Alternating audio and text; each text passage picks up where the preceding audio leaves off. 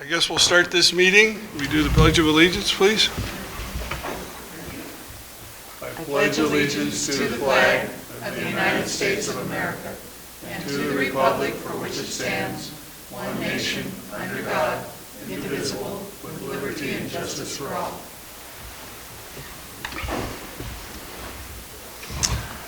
Mayor Krantz is gone for this evening, so I will be filling in. The first thing we have to do is some agenda adjusting. We're going to move item G1 and swap it out for item G3. Evidently, we're waiting on the transit people to finish up over at the county commission meeting. Okay, first up we'll have commission reports from Commissioner Pennell.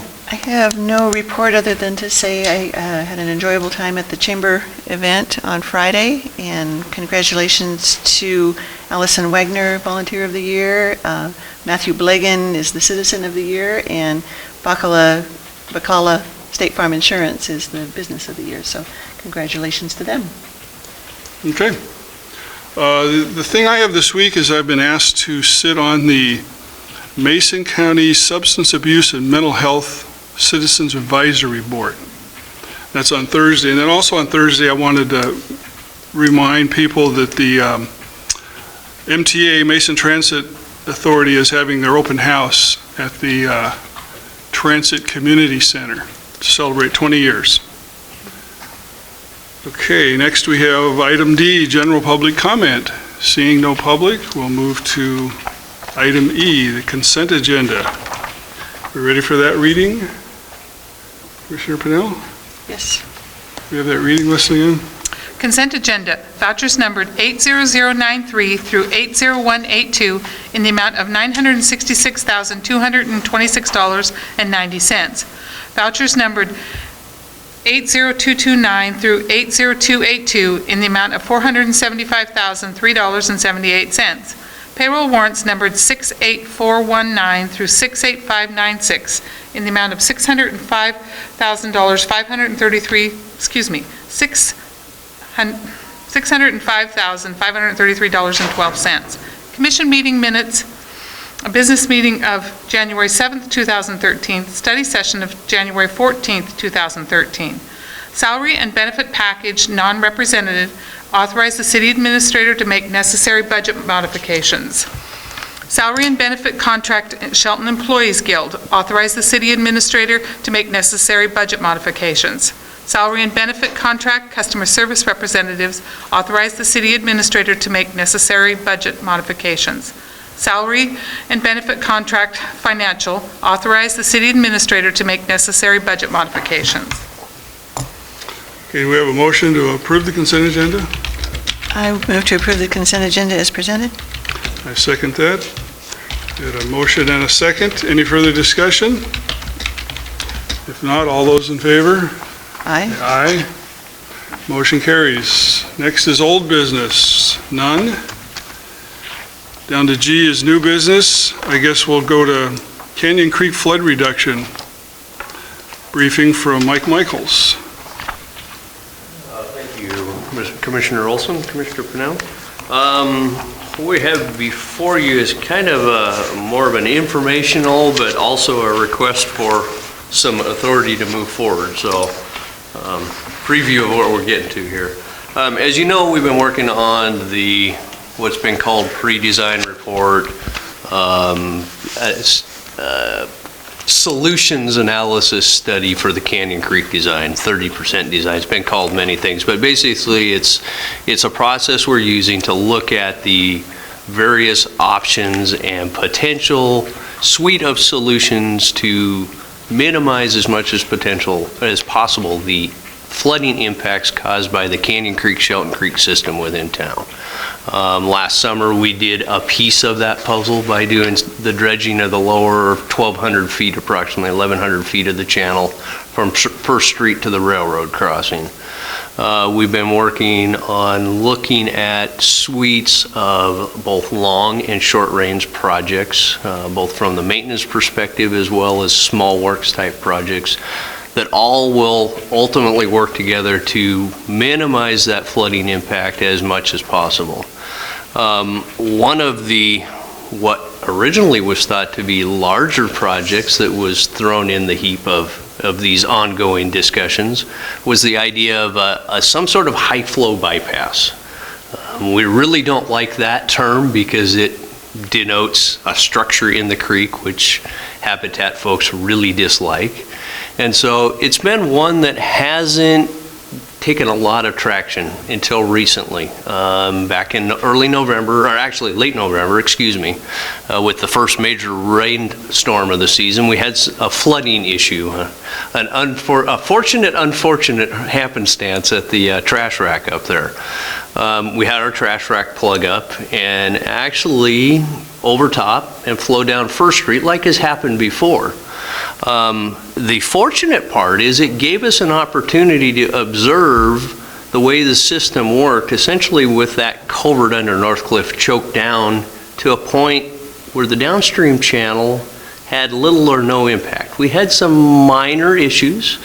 Commissioner Olson had to deal with a small one in his general area, but generally they were really mild. A few minutes to several minutes of minor property owner adjustment. And some of our worst issues from past history didn't occur. Crew, I should say, took some time to play around with the concepts, and independently, engineering staff and maintenance operations crews came up with the concept of kind of formalizing this overflow system. And allowing the water that naturally at times already flows down First Street and into other areas. Terry, you want to throw that map up? There we go. And you can see from the map up here, we'll point at that a little bit as we talk here, but naturally in certain events it would overtop at North Cliff, flow down First Street and into the area of Pine and First, and then flows would generally split roughly 50-50. Partially flowing down Pine Street into the existing Pear Orchard wetlands and a set of outfalls and series of outfalls in that area. And then another portion flowing down First Street and collecting in stormwater conveyance that outfalls into Shelton Creek in the vicinity of Dairy Queen there. What we observed is the downstream systems that are there worked relatively well with the overflows we had. The piece that was missing was connecting those existing systems upstream to the channel at North Cliff. In discussions both with operations crews and engineering staff, we came up with the concept of putting in, you see them in medians on state highways a lot. There's a concrete structure, it's called a Type 1 inlet. It's basically just a big open grate that can be set in a depression and is used for collecting large, like median ditch flows into conveyance systems. The thought was to create a depression around the vicinity of the inlet to the culvert, resize the culvert so that it would only allow the amount of flow downstream that could be handled by the system, and let the rest of it back up and then overflow the banks naturally into this new collection system. And that would be tied together at, originally we were thinking Pine and First, into a catch basin that would split the flows down the two existing systems. We've had a chance to talk to Fish and Wildlife, the primary permitting agency that we felt could have some issues with this, and our local area habitat biologist Gloria Rogers has given us a preliminary thumbs up on this concept. So the timing issue of this is actually our next topic of discussion is our First Street paver. As you're aware, we have this paver project moving forward that we have TIB funding. Our plan is to repave from Railroad Avenue, now actually to the alley between Pine and Alder, and I'll fill the commission in on that with our next briefing item here.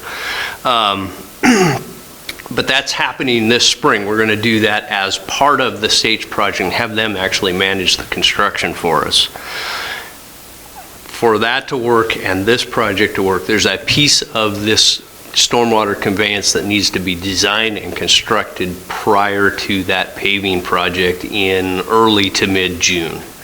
And so what we're What we're here this evening for is to give the commission an update on the things that are moving forward. This doesn't change our plans with the report that we're working on. This is a piece of that puzzle. There will be other pieces that will add to how this functions with the system.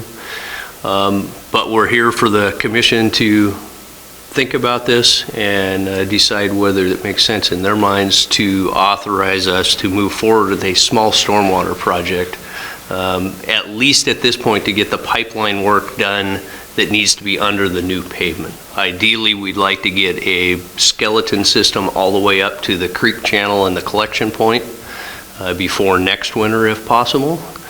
And then portions of this work could and will likely appear that it makes sense to do as part of the Basin 3 project as a separate schedule there. So this evening, what we're requesting from the commission is that the commission approve a new stormwater project. And I have talked with our finance director about this. She has confirmed that we actually appear by the end of 2013 to have more stormwater reserves than the last time I had checked. She's anticipating approximately 1.3 million at the end of 2013.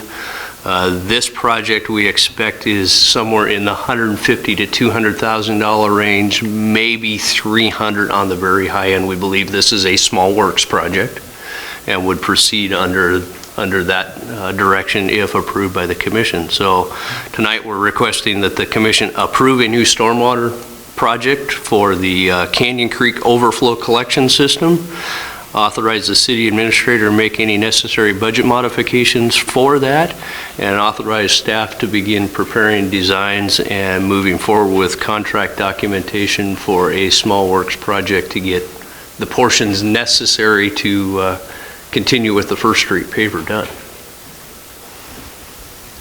Thank you. Any questions?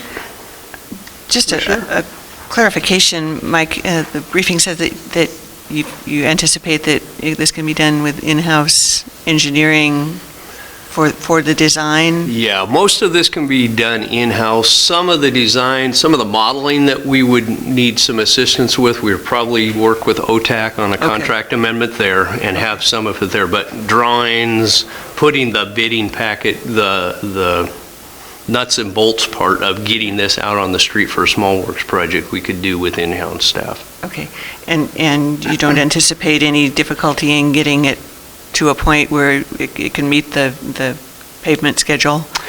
Not at this point. Jerry and I have been talking about it quite extensively. Conservatively, we would like to have this built by mid-May, and we think, given commission authorization to move forward this evening or next week at the latest, we believe that's possible, but that also gives us anywhere between 4 and 6 weeks of cushion in there, because realistically the First Street paver, the States project, is not going to add until the first week of April.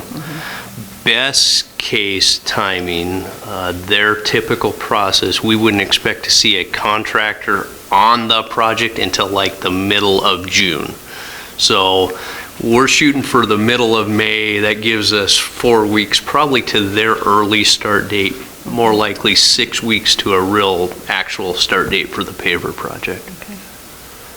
Well, just in looking at it, from a strictly layman's point of view, it looks like it makes sense. It looks like it's going, the water is going where the water wants to go anyway, and so you might as well accommodate that, in my mind. And that was what got us thinking. Yeah, We were watching the flooding in the late November, and other than it was impeding traffic in the area of First Street and Alder because of the amount width-wise, not necessarily depth-wise, but width-wise on the pavement, Right. it was functioning relatively well. We had the typical flooding in the back of the warehouse at Lumberman's ProBuild, and some things like that, but this concept helps us deal with those and improve those conditions as well. So, Yeah, I think it makes a lot of sense. I live right down there, as you said, at the bottom of Canyon Creek, and this is the first time in 5 years that we didn't get flooding on a major event like that. And as far as I know, none of the other residents over along Birch Street in that area experienced anything from Canyon Creek. There was still some of the ground seepage that happens over there. But I think this project is something that the public can see, a concrete step in solving some of that flooding issue. So I would support it, and I think it's a good move. Yeah. So do we put it on the consent agenda, or do we need a resolution, or a motion on it, or just pass it along? Comfortable with making a motion this evening, if you're okay with I that. am too. Yeah, we've certainly studied the issue.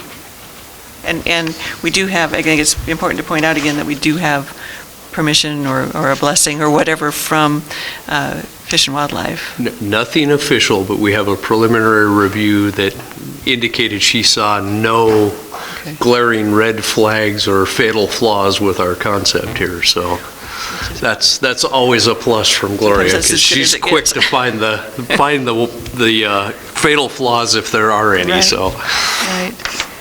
Well, I will make a motion that the commission approve the Canyon Creek Overflow Collection System project, authorize the city administrator to make necessary budget modifications, and authorize staff to prepare design and contracting documents. I would second that. But before doing that, maybe I should ask for some public comment, if there is any. Not seeing any, I would second that motion. And with the understanding that the included dollars here don't go over what we, got a limit of $200,000. Unless it goes to the 300,000, and then you can come back and Yeah, ask for more. We'll hold ourselves to the 200 at this time. Our goal is to keep this within the small works just for timeliness, and so if we're in that third $100,000 range, we'll definitely come back to the commission before we put any contracts out on the street for advertisement, so. All right. Okay, we have a motion and a second. All those in favor? Aye. Aye. Motion passes. Next up, I believe it's Mike Michael again, isn't it? On the First Street paver project. Thank you again. As I mentioned in the previous briefing, this was kind of the corollary project that's driving the timing on this, and actually there's some timing issues associated with this one thanks to me having the flu last week and missing this briefing then. So this is a piece of the First Street paver project. As I mentioned in our previous briefing, we have a project that's underway right now. Design is nearly complete. In fact, we met last Thursday to go over preliminary designs and look at the details for each of the ADA ramps to make sure we didn't have any glaring issues. One issue that did come to mind in the meetings, and thankfully we had some back-to-back meetings with that as well as the Basin 3 project, and when all of this started back in late November, early December, there was a plan of attack for the Basin 3 project in particular that was driving pieces of it as well as this project. When those changed because of some re-evaluations by USDA, they made a change in this project that we failed to recognize and take advantage of at that time. It was brought to light on Thursday, and the big issue is a portion of Basin 3 in the vicinity of 2nd and Laurel, up in that area behind Mickey's Deli. As the design in Basin 3 is developed, it's become very clear that that area really needs to have some shifting of where the flows go. Right now, they flow down into the 3rd and Birch area, into the main trunk line there and onto the pump station. The area just east of the Colonial House also flows over that way. As we looked at the designs, it made sense that that small area be redirected to the intersection of First and Alder, and then down Alder to the existing sewer main coming from Basin 8, the Capitol Hill area, over in Front Street. To do that, we need to reconfigure a few existing lines, add a couple new short segments of line, including a new manhole at the intersection of First and Alder. That manhole needs to be 14 feet deep. And because of the change with the funding from USDA, we're not in construction on Basin 3 right now like we had anticipated. So timing of these two projects has gotten out of skew, and so we've had to pull the scale of this project back by a half a block. The half a block from the Olympic Deli north to Alder on First Street, basically the alley between Pine and Alder. That half a block, north half a block, is being eliminated from this project at this time and will be incorporated as part of the restoration of the Basin 3 project due to the depth of the sewer mains in that area. So that's the change that came out. Commission probably also remembers our plan on the paver project, as it's now structured, is to have DOT manage the construction as part of their larger project. One, to help us out with staff to manage it because of other projects we have going. Also to take advantage of the very strong likelihood of reduced cost because of the larger unit for the bigger project. What you have before you this evening is the standard agreement for that to take place. Highways and local programs through their offices have developed this standard participating agreement for local agencies to participate in projects and work cooperatively with DOT construction offices. So this was forwarded from our local agency representatives at Olympic Region to the Tumwater Construction Office for inclusion of attachment A or Exhibit A, which specifies the costs which the agreement are going to be based on. This is actually an original version of Exhibit A, which contained an error. I just today received a revised version that actually reduced these costs somewhat, and actually I got a draft of it last week. I have the final version today because I was able to talk to Commissioner Pennell last week about this. The one complication that we did come up with here, and I have to admit I forgot my cheat sheet with my extra numbers on it this evening. DOT has an indirect charge that they add to projects just like we do. It basically pays for the expenses of headquarters office to help do their part of this work, review, general administrative costs, etc. Thank you. I have a copy of my cheat sheet here. And that is currently 11.07%, and you'll see that in the next to the last line here. What was in error in this Exhibit A is the design cost, which is the piece that we're funding wholly ourselves through other resources and shouldn't have been accounted for in this calculation. So the Tumwater Construction Office has revised this and eliminated that one number here and appropriately reduced the rest of the numbers. The bigger impact here really is from our funding source. TIB for these types of preservation projects has a strict limit on what they call engineering costs, which also includes all administrative costs. That is capped at 30% of the construction value of the project. In this case, from our estimates, what we sent to TIB was $238,875 in estimated construction cost, roughly 290 according to my cheat sheet here. And 30% of that is what we can spend on engineering costs and administrative costs and get the same 90% reimbursement on. Anything above that 30%, we're responsible for 100%.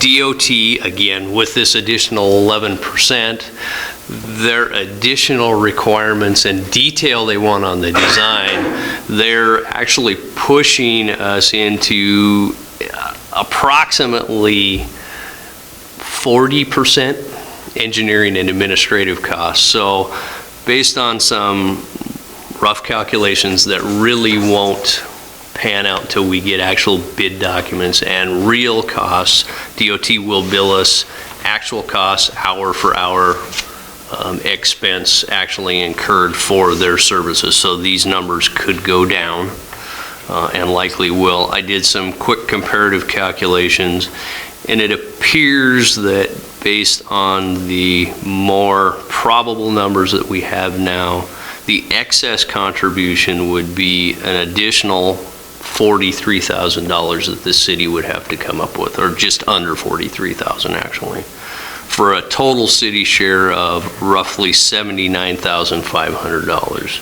compared to the original $36,600 that was shown in the TIB grant application. This is another area where I've discussed with our finance director. This would either come out of fund balance or one-time monies. Her belief at the moment, based on budget approvals, is the one-time monies are spent. There's a strong possibility that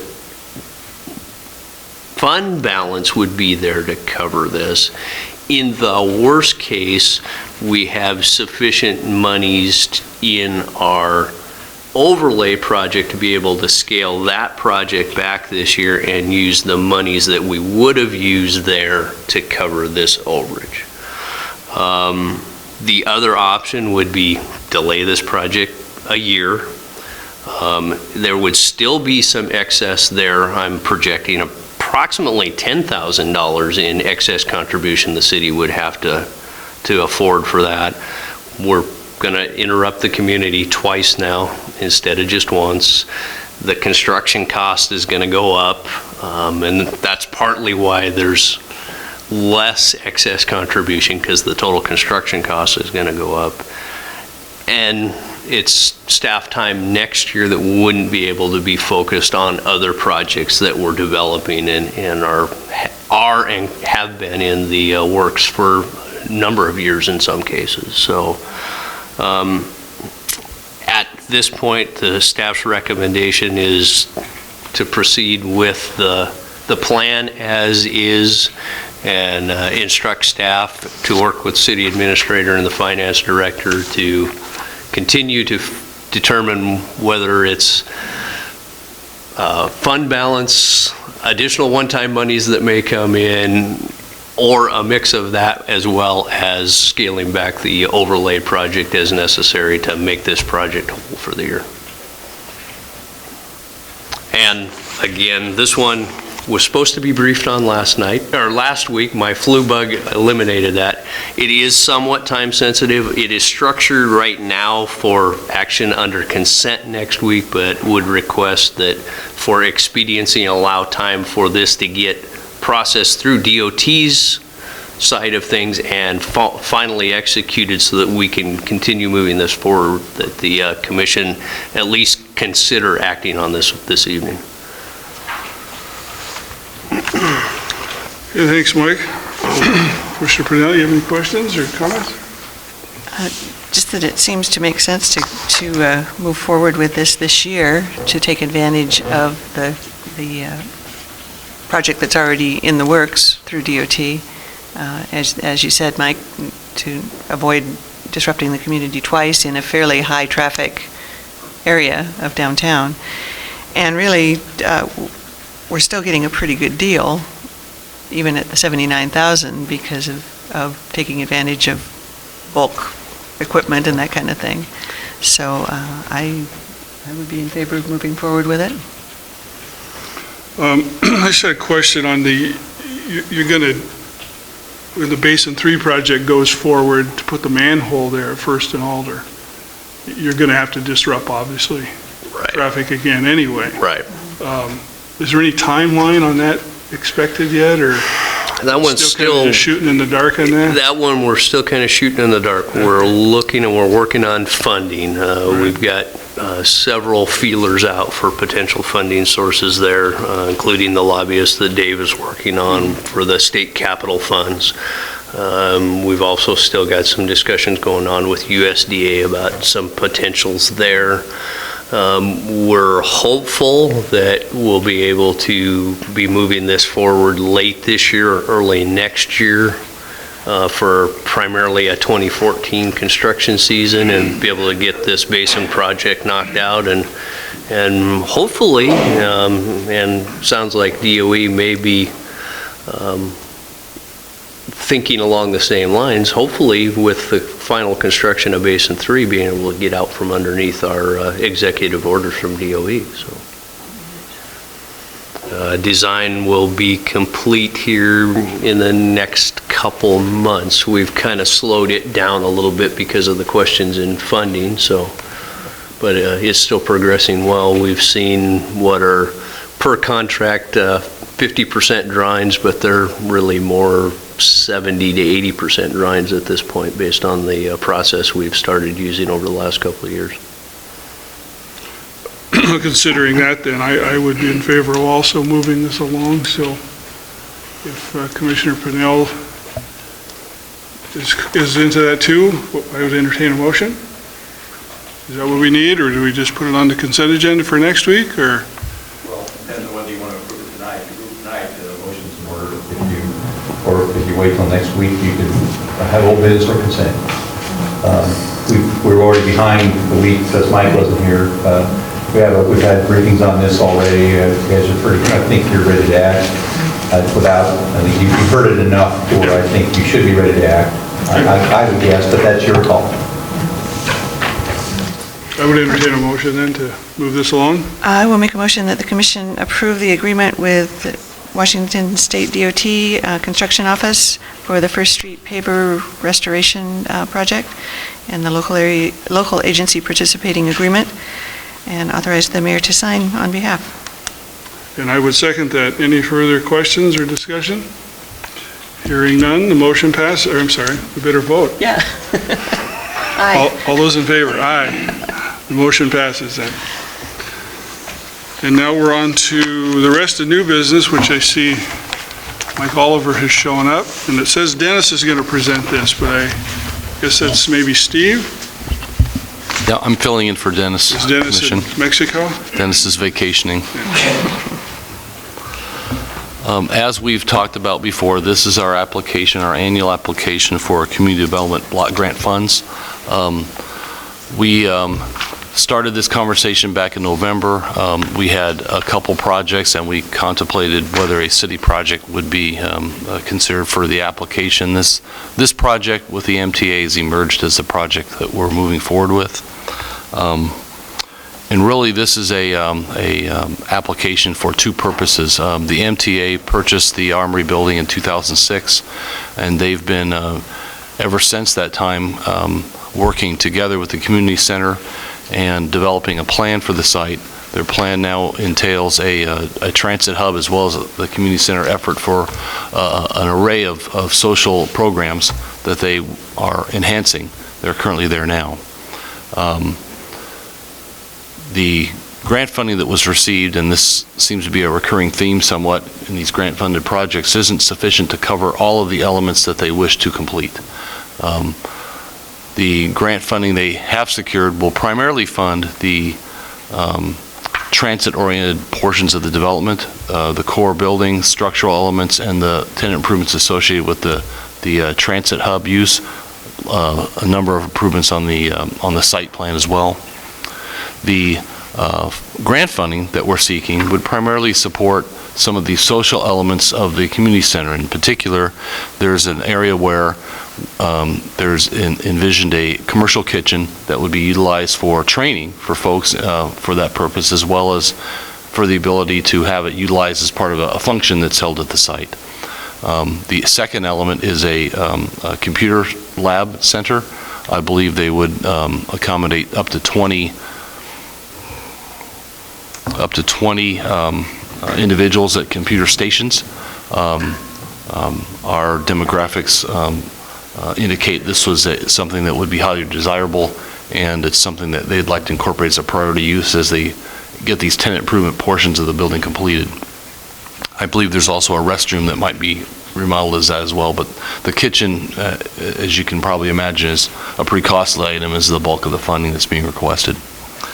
So to wrap up the staff portion of this, our recommendation is to apply for this on behalf of the Mason County Transit Authority, to partner to apply for these CDBG funds. This requires adoption of a resolution, that's Resolution 1045-0133, and to authorize the mayor to sign this application as part of the old business agenda for next week's meeting. And that's important because, as you can probably see from the packet, there's still a lot of details left to be completed on the application. And Donna Dewar and MTA staff are here.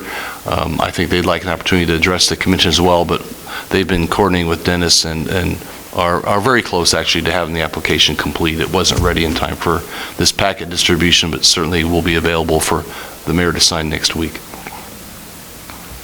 Thanks, Steve. Should we have someone from MTA speak?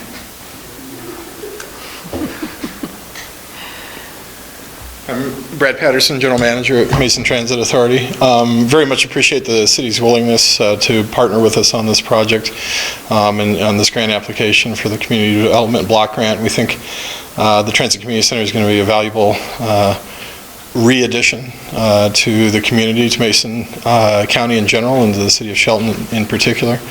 I can add to, since I just rushed over from the county meeting, that the county will be sending you a letter of support endorsing this project as well. I know specific grant questions, if you have any, I'd bring the experts up on that. Questions? Comments? Seems pretty straightforward. Yeah, I don't think there's anybody that's against this, so let's move it along. Well, if there is anybody against it, please have them see me immediately. Great, thank you. Thank you, Brad.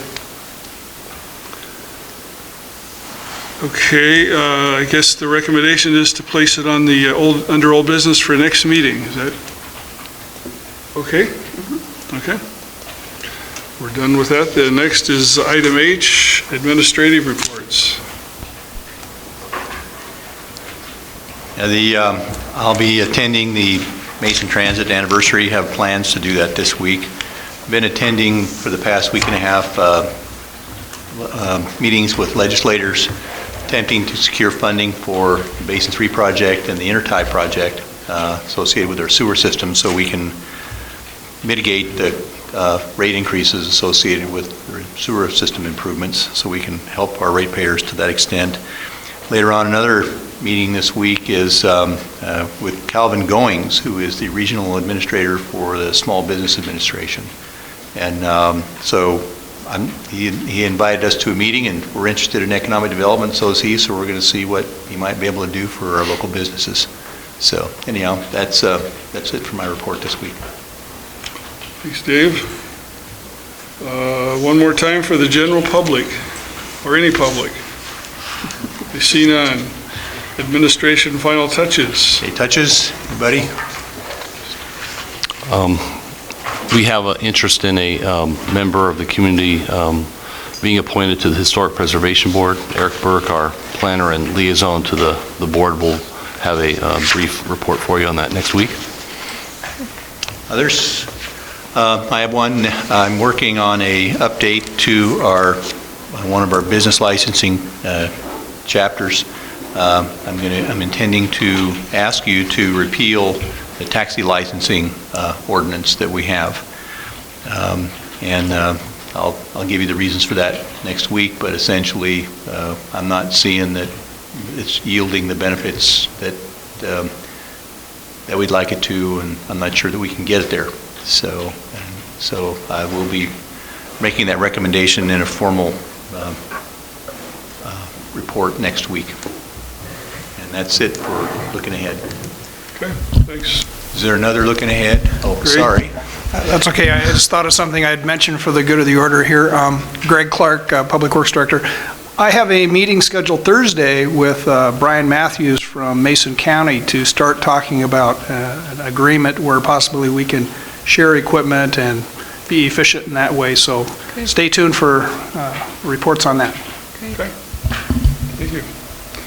Announce our next meetings.